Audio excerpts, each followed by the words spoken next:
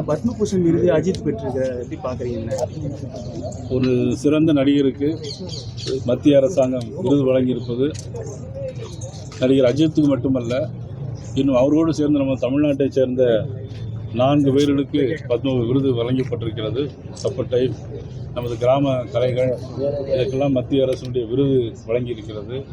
எப்பொழுதுமே பாரதிய ஜனதா கட்சி சுதந்திர போராட்டத்திற்கு தியாகிகளாக இருந்தாலும் சரி, சிறந்த நாட்டிற்கு சேவை செய்ய சிறந்தவர்களாக இருந்தாலும் சரி, கலைகளில் தேர்ச்சி பெற்றவர்களாக இருந்தாலும் சரி, அவர்களை இந்த நாட்டுக்கு அறிமுகப்படுத்தி கௌரவப்படுத்துவதில் பாரத நரேந்திர மோடி அவர்களும் பாரதிய ஜனதா கட்சியும் என்றைக்குமே தயங்கியதில்லை.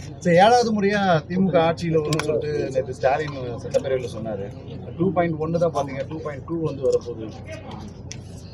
நல்ல கேள்வியை கேட்டிருக்கீங்க. காலையில் அம்பாளுடைய அனுகிரகத்தில் சொல்கிறேன், காஞ்சி காமாட்சி அம்மன் அருளாலே திமுக ஆட்சி விரைவில் அகற்றப்படும். ஆனால் இந்த கள்ளக்குறிச்சியில் மதுபான விருந்து வந்து இளைஞரணி கூட்டத்தில் மதுபான விருந்து அளிக்கும், இதுக்கு எங்களுக்கும் சம்பந்தம் இல்லைன்னு சொல்லி அந்த இளைஞரணி நிர்வாகி சொல்லியிருக்காங்க.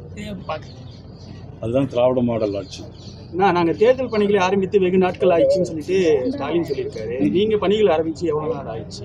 தேர்தல் பணி 2020 இது தேர்தல் இன்னும் 1 வருஷம் இருக்குது. அவர் வேணால் ஆரம்பிச்சிருக்கலாம். தேர்தல் வரும்போது தேர்தல் பணி ஆரம்பிக்கிறது மக்கள் யார் வர வேண்டும்னு தீர்மானம் பண்ணுவதும் மக்கள் தான் தீர்மானிக்கணும் தவிர, அவர்கள் தேர்தல் வேலையை ஆரம்பித்ததுனால ஒன்றும் நடைமுறைக்கு ஒன்றும் வித்தியாசமாக இருக்க போகிறது.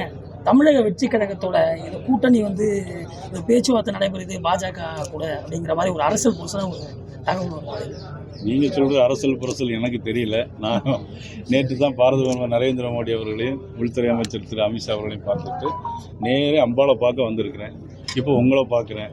நாளைக்கு கோட்டையில் நம்ம எல்லாரும் பார்ப்போம். செய்திகளை உடனுக்குடன் தெரிந்து கொள்ள கீழ்கண்ட கேபிள் மற்றும் டிடிஹெச் நெட்வொர்க்குகளில் எம்நாடு செய்தி தொலைக்காட்சியை காணுங்கள்.